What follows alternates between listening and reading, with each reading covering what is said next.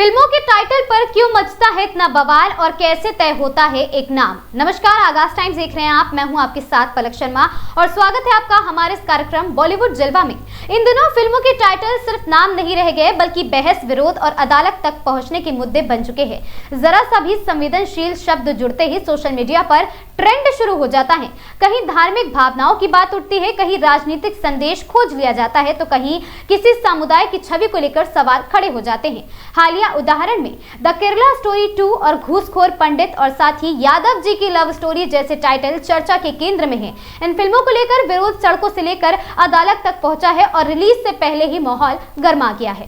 Film industry में title तय करने की एक औपचारिक प्रक्रिया होती है। 4 प्रमुख संगठन इंडिया मोशन पिक्चर प्रोड्यूसर्स और साथ ही association IMPAA, western India film और साथ ही TV producers association WIFTPA, producers guild of India और साथ ही Indian motors pictures producers council मिलकर शीर्षकों के पंजीकरण और नियमों की निगरानी तय करते हैं। किसी भी निर्माता को अपने फिल्म का नाम इन संस्थानों में रजिस्टर कराना होता है। यदि कोई नाम पहले से पंजीकृत है तो उसे दोबारा आवंटित नहीं किया जा सकता और आवश्यक होने पर क्लियरेंस लेनी पड़ती है। बड़े प्रोडक्शन हाउस अपने लोकप्रिय टाइटल और साथ ही फ्रेंचाइजी को ट्रेडमार्क के रूप में भी सुरक्षित कराते हैं ताकि भविष्य में कोई भी विवाद खड़ा ना हो। पहले कुछ लोग एक साथ कई टाइटल बुक कर लेते थे और बाद में उन्हें छोड़ने के बदले दबाव बनाते थे, लेकिन अब नियम सख्त कर दिए गए हैं। टाइटल 3 साल तक ही वैध रहता है। फिल्म ना बनने पर वह स्वतः निरस्त हो जाता है। हालिया विवादों की बात करें तो द केरला स्टोरी 2 को लेकर केरला हाई कोर्ट ने टिप्पणी की है कि टाइटल दर्शकों को भ्रमित कर सकता है और स्पष्टता आने तक रिलीज अधिकारों पर रोक लगाने की बात कही है। घूसखोर पंडित पर भी सुनवाई के दौरान सुप्रीम कोर्ट ऑफ इंडिया ने सख्त रुख अपनाया है, उन्होंने जिसके बाद मेकर्स ने नया नाम तय करने की सहमति दे दी है। वहीं यादव जी की लव स्टोरी मामले में भी सुप्रीम कोर्ट ने साफ कहा है कि मात्र टाइटल से किसी समुदाय का अपमान साबित नहीं होता है। याचिका खारिज कर दी गई है।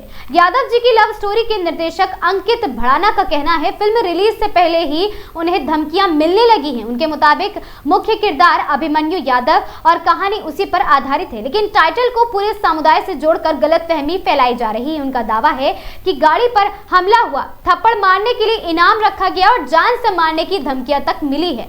वहीं घूसखोर पंडित से मिले जुड़े कलाकारों का कहना है कि यह एक हल्की फुल्की कहानी थी, लेकिन टाइटल देखकर लोगों ने गंभीर अर्थ निकाले हैं। इंडस्ट्री संगठनों के प्रतिनिधियों का मानना है आज हर नाम को धार्मिक या फिर राजनीतिक चश्मे से देखे जाने लगा है। ये पहला मौका नहीं है जब किसी फिल्म के नाम पर विवाद हुआ हो। फिल्म पद्मावत हो या फिर पद्मावत का टाइटल हो।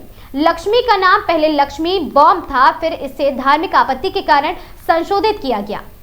इसी के साथ गोलियों की रासलीला रामलीला के टाइटल में भी कोर्ट केस के बाद बदलाव किया गया और साथ ही सम्राट पृथ्वीराज के नाम में भी ऐतिहासिक सम्मान के मद्देनजर इसे बदला गया था, जबकि बिल्लू से बार-बार शब्द हटाया गया था। इसी तरह R राजकुमार में मैं हूं रजनीकांत भी नाम बदलने के बाद इसे रिलीज किया गया था।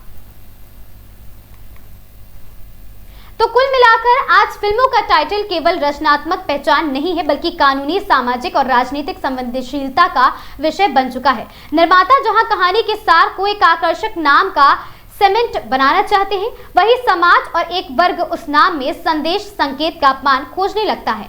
ऐसे में सवाल यही है कि यह टाइटल रचनात्मक अभिव्यक्ति का हिस्सा है या सार्वजनिक भावनाओं की कसौटी है।